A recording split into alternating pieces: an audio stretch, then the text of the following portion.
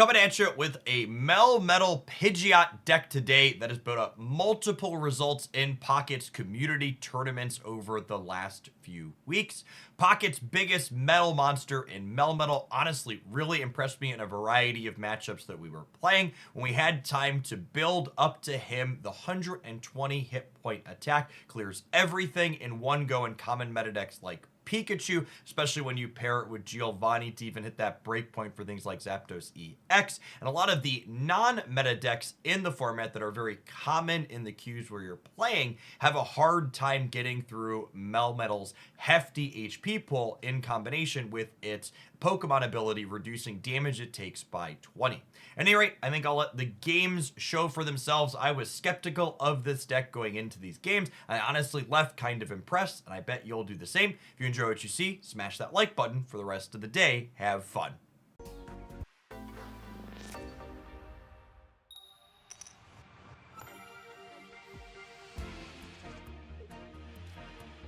Second, I think that's pretty good for Meltan.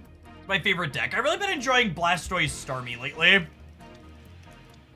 My highlight tomorrow on the Hooglandia Pocket channel will be some tournament rounds I played over the weekend with that deck.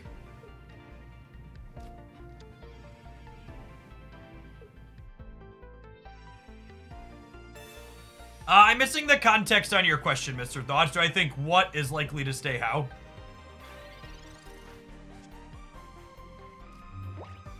You had 7th at Ursi Day's last tournament. Hey, congrats. Hope you had fun playing.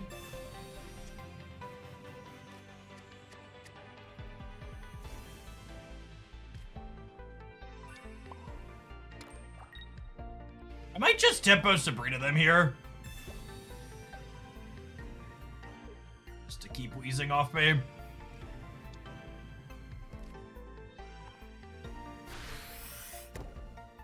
I think the people who think red card is good in tournaments are kidding themselves. I think it's fair to say that red card is slightly less bad in tournaments, but I would not describe it as good.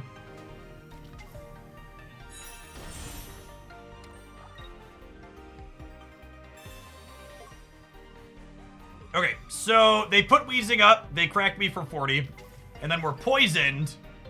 But their tackles will start doing basically nothing, so only take 30 a cycle after that.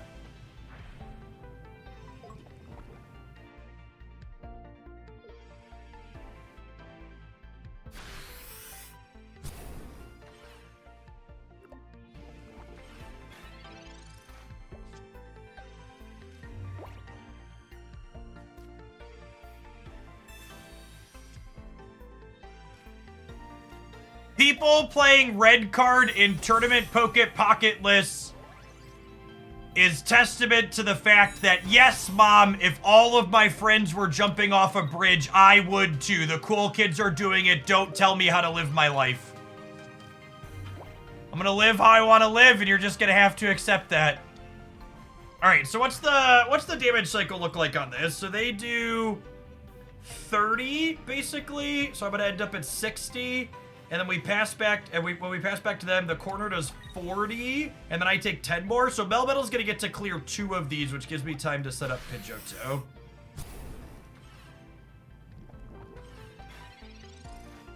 They've not confirmed the exact release date for the mini set that's coming. I believe their verbiage was something about the middle of December.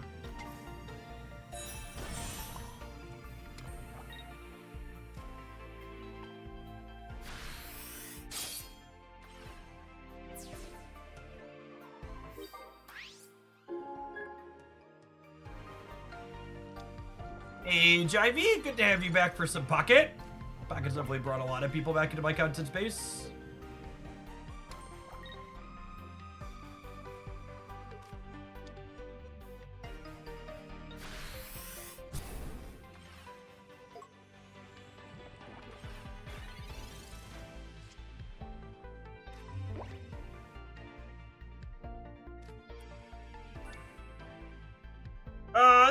That's a good thought, Drumstep. Arcanine Charizard is the best way to play that deck for reference, and maybe I should have called that out. They should be dead at this point, right? Because this is my second knockout point, and then they get there first. I put Pidgey up, and then my Pidgeotto is gonna get to blow back an evolution and then knock out the bench. They would need like $2 here to win the game. They need $2, or they need a muck. They need a thing active and a thing on the bench that survives Pidgeotto plus Giovanni.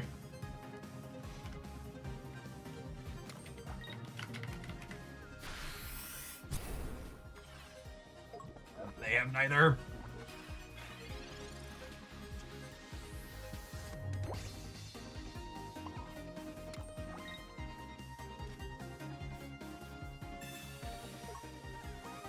I'd love to hear your thoughts on Meowth. I think Meowth is a trap card.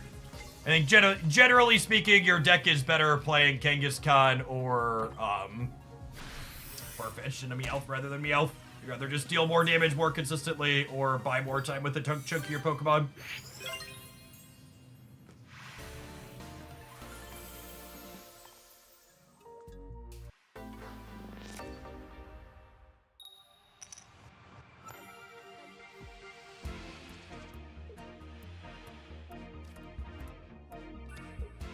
That's a really interesting thought I've heard suggested too that I think is reasonable. Is pick a ratio of the energies in your deck. So it's not 50-50. You could choose 70-30, 60-40 in favor of one versus the other. So you could play like an early game Pokemon you're more likely to hit for, and then have a late game Pokemon like an Alakazam or something.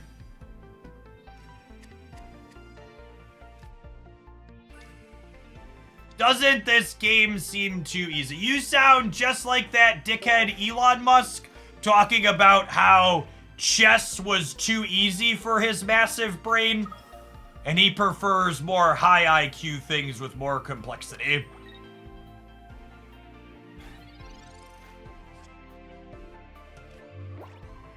Yeah, like Diablo 4.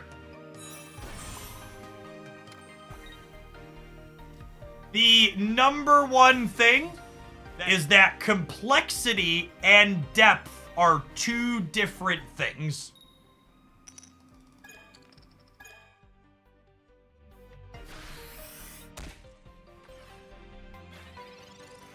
You are right that, like most really good games, Pokemon Pocket does not have a lot of initial complexity, which makes it easy to onboard new players so they can understand the basics. The thing that you are failing to understand is that just because it is easy to learn the basics doesn't mean the game doesn't have meaningful depth.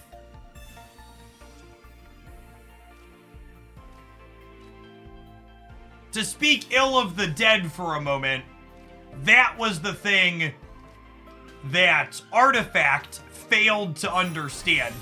Is Artifact was a game that was really obtuse to learn and hard to start and understand initially what was going on, but it actually lacked depth. The gameplay was not meaningfully deep or interesting.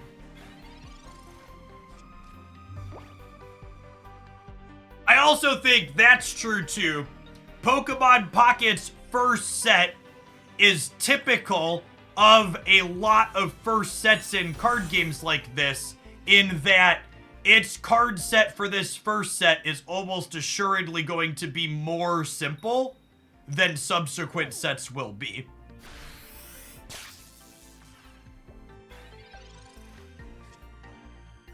I would wager we will see more characters that have an ability and an attack, or two attacks, in subsequent Pocket sets than we will in this first set.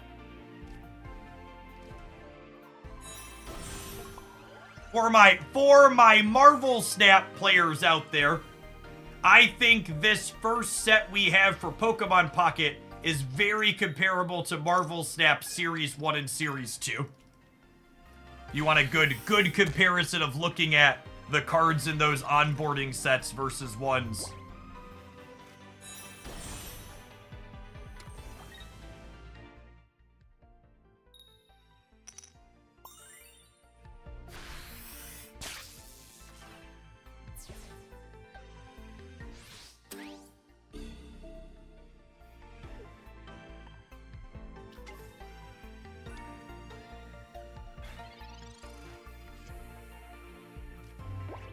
Oh, no.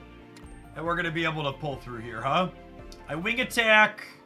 They crack me for 110. I put a second energy on. They crack me. I'm only getting my third energy. Well, that was 4 energy attack is infinite time. It's very possible I should have... It's very possible I should have just let Kangaskhan be a meat shield and not have put the first energy on it.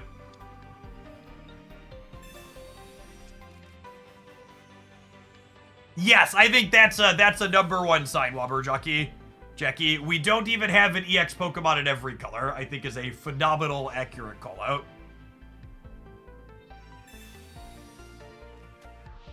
With the trading aspect not factored into the equation, how do you think Pokemon Pocket compares to Marvel Snap in terms of being collection? I think Pokemon Pocket not factoring in trading will be astronomically more expensive to get every card on release day than Marvel Snap is.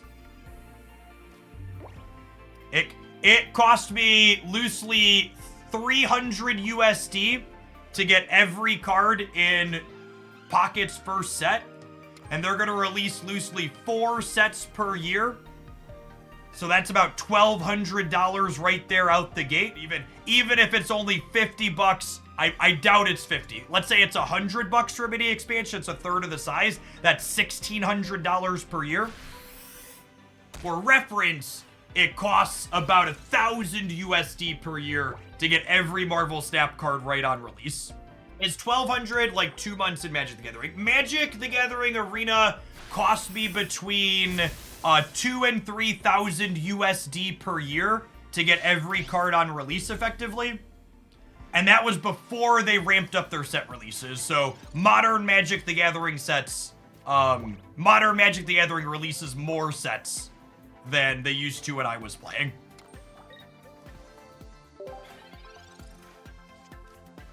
Yeah, assumes you have all the existing cards and are just spending money to keep up with releases. But it's also worth pointing out that if you come into Pokemon Pocket 2 years after it's released, you're also going to have to spend money to start up here as well. Pokemon Pocket is so free to play compared to Marvel Snap. That's also not really true. I think the Pokemon Pocket economy feels better than Marvel Snap's economy feels. But if you low roll in Pokemon Pocket's economy, it costs you 100 USD to buy an EX Pokemon's worth of pack points, and you need 2 of every EX. So if you low roll a little bit and don't open any copies of the EX you want, it costs me 200 bucks to get 2 Starmies. And open the cards you want, it's pretty reasonable. But you could say the same thing about Marvel Snap, right? If you like 1 key every Spotlight cash, it's pretty cheap. I think a lot of the perception around Pokemon Pocket's current economy is because it's a brand new game, and brand new games always give you extra resources up front, and there's fewer total cards in this game. Was it good? We beat Misty, chat. Or we beat Pikachu. I'm kind of sweet about that. Rare candy in the paper TCG lets you skip your stage 1 to a stage 2.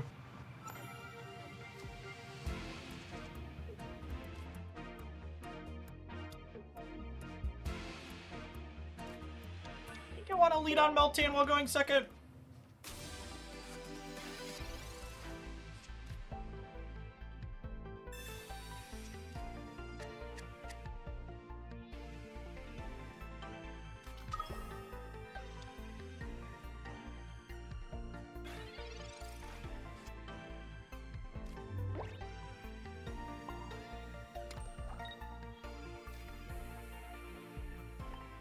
This thing does 120, yeah? Which means that with Giovanni, it clears Starmie EX in 1. Virtual Realism, thank you for 48 months. Welcome back.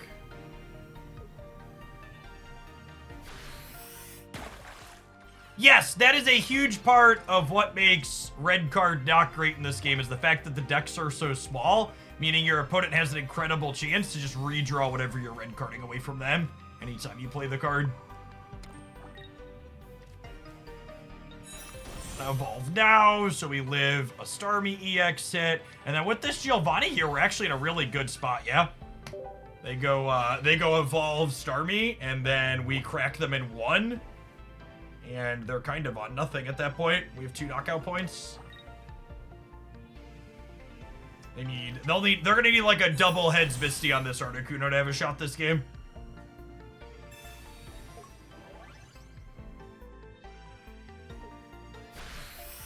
Does Edie?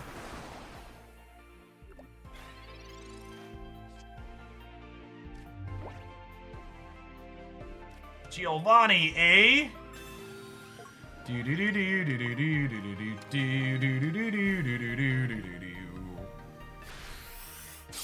You could say my Giovanni had a heavier impact on the game than theirs did.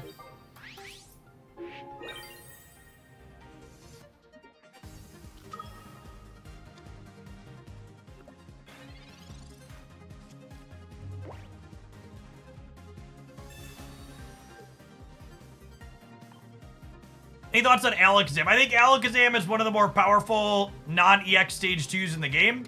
However, it just has the typical consistency problems.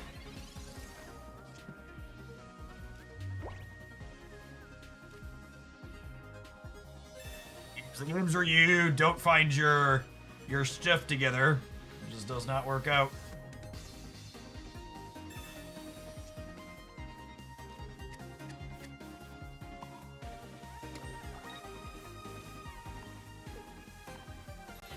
A Siege, 6 for the 10 months.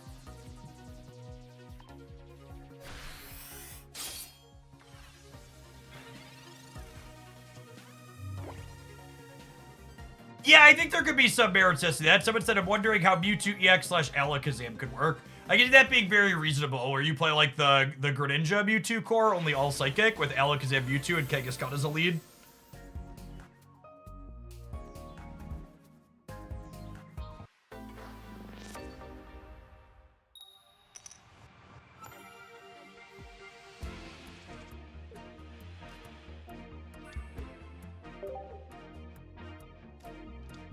You know, it's interesting. We'd actually kind of prefer to go first when we have the full Pidgey line. Are there any good non-EX fighting decks? I mean, are you explicitly looking to play a no EX style event? Like Sand Slash is a very good Pokemon pocket card.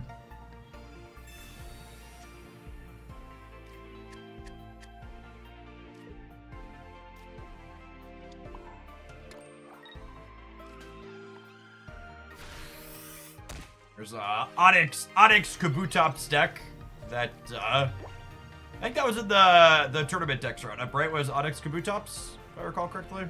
Usually, I think the best fighting deck in Pocket right now is the Sand Slash Marowak deck, but that usually plays at least one Marowak EX. You play a mix of Baby and EX Marowak. Have a card or a deck that you want to play with, and you should open packs until you have the copies of that card, or you have enough pack points to craft copies of that card. But, like we were talking about yesterday, the variance in the economy in this game is really brutal if you're even a little bit unlucky, so that could be not necessarily going to end up happy with doing that.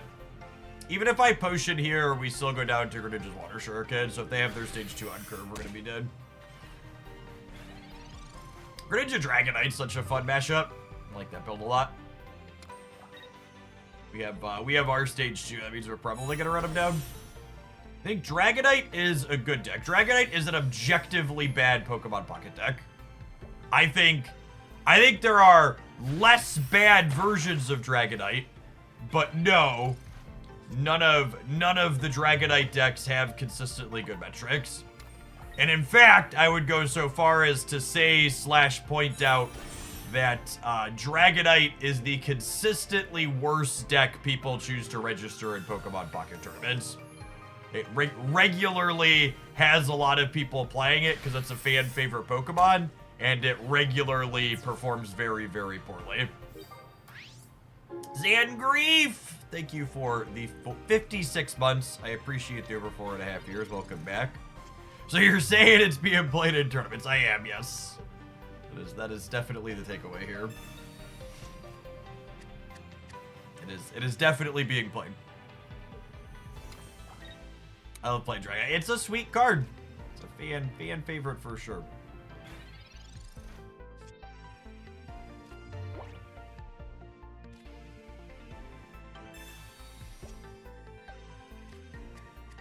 Actually, this Greninja Dragonite deck, I think, is actually one of my personal favorite builds of Dragonite. Having 2 game plans gives you some more dynamic gameplay. Gives you something to do when your Dragonite doesn't come together. This Giovanni for the wing attack's a big deal here. Lets us clear the Frogadair, and it means if they don't have a Giovanni for their Dragonair, they're also going to need an evolution for this to not get cleared by the drive-off. Need something on their bench and something in their active spot that don't get cleared by 7D. No, I wouldn't play red card in any decks. I don't think it's good. Alright, if they have Dragonite, we're gonna be in trouble here. Especially with the brick on Melmetal here.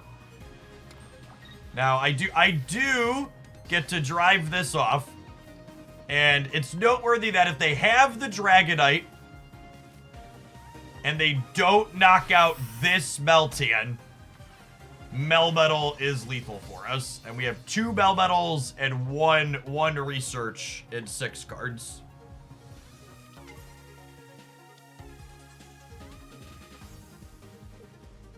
You need to have the Dragonite, of course, though.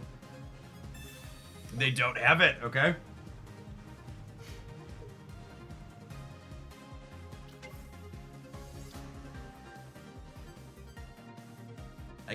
This gives us more time to hit our Melmetal. This is a big deal.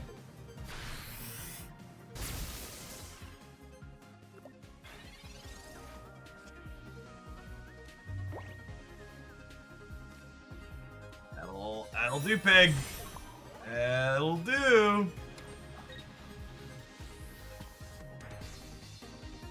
Get to drive off. Get to switch to our heavy impact.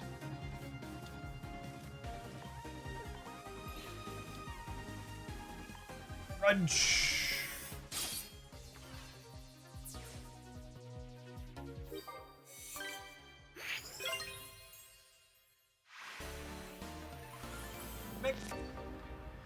You can play Raichu Surge in duo energy decks. Probably not. Trying to play 2 colors in general is difficult, and trying to play 2 colors without things taking a solid amount of colorless energy sounds like a fool's errand.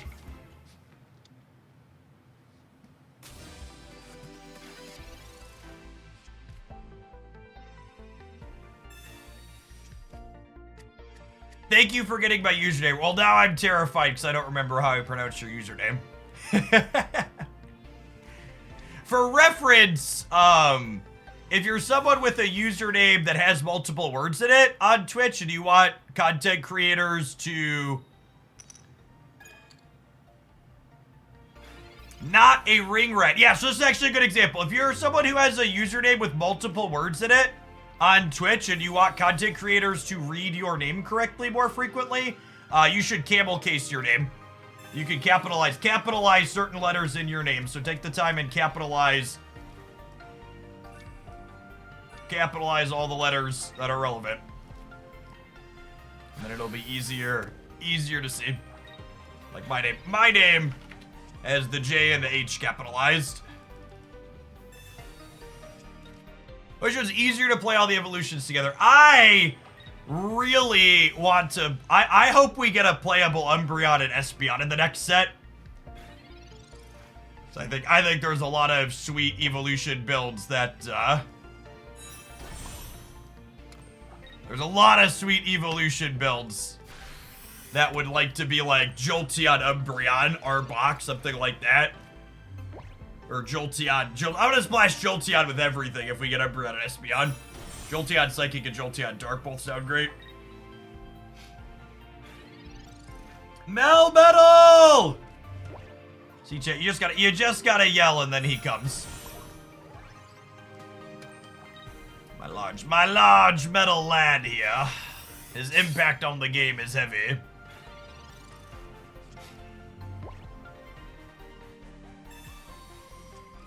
The mini set is data mined to be releasing on the 16th in about 2 weeks.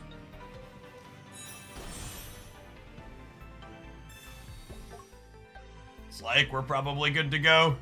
No, we don't have any cards revealed for the new set yet. Well, I'm sure myself and every other content creator under the sun will have reviews once that happens, but no data mines or any info as of yet. Week or so, and there'll be data mines from that patch. I've been in the void. Thanks for the brand new primer. Appreciate that. Okay, Mama. She didn't want to hurt her hand, chat. She knew if she punched the metal man, her hand was gonna hurt afterwards.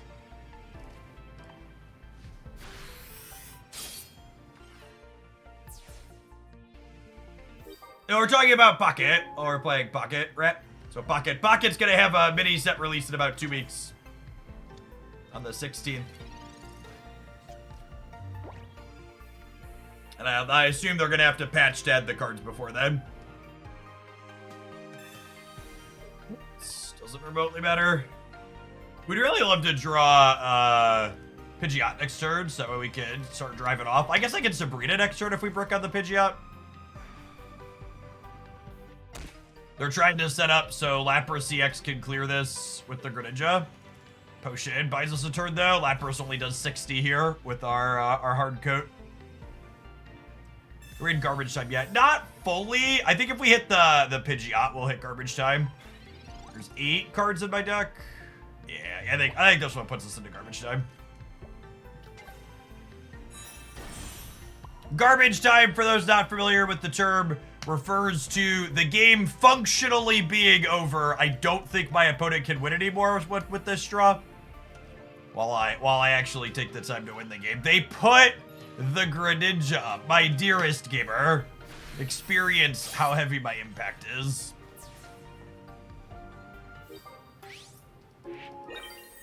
Yes, it's garbage time. You don't have to go home, but you can't play here. I suppose they could have like a Articuno EX or another big thing that Pidgeotto can't clear. Something on their bench that can survive heavy impact.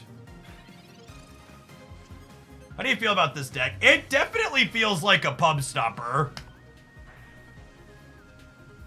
I don't know how I feel about our matchups into the big 3, but everything else, Melmetal's been very, very reasonable.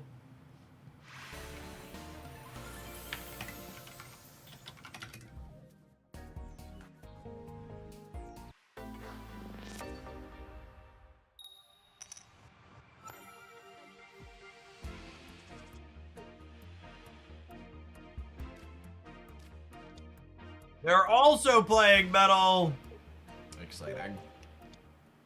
This is where I would put my Spider-Man emote if I had one.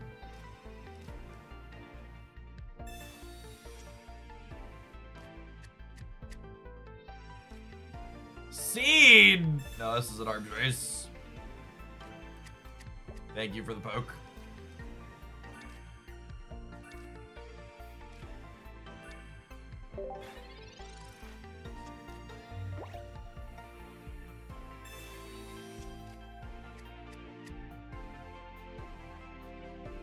Anyone else hooked on Onyx since yesterday? I heard about that program. You're guaranteed to be brocking in 30 days or less, so your money back, right?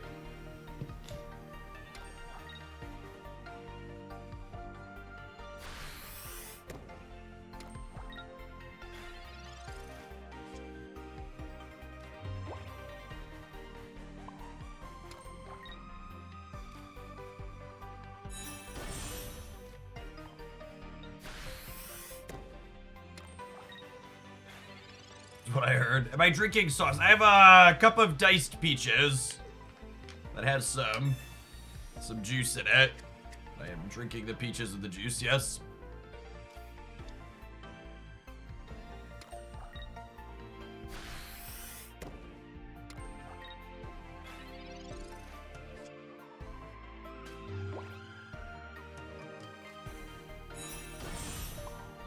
I think my only path to victory in this game is hitting the Kanga 25%er. Thoughts?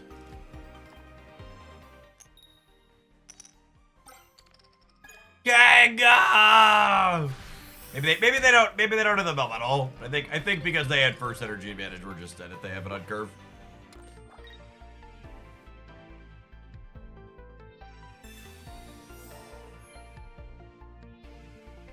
Oh my goodness, they don't have it! Well, that's exciting.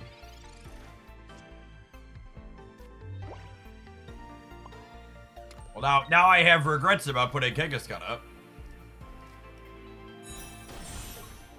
Play right out here to taunt them.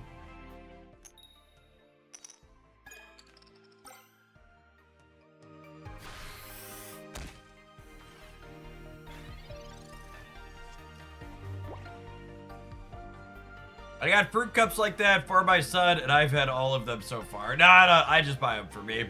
They're so convenient. Just keep a box of them in my office.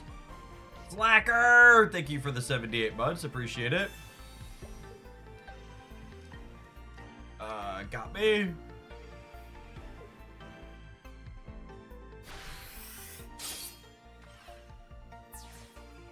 Alright, so the game plan here is hope they don't have second Melmetal, yes? I think is our long-term plan. You should definitely not spend pack points on Melmetal.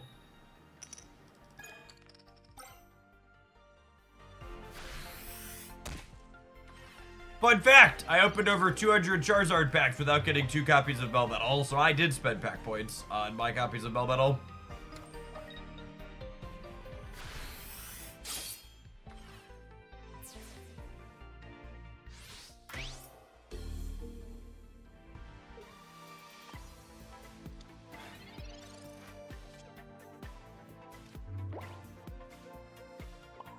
That's not a fun fact at all, yep.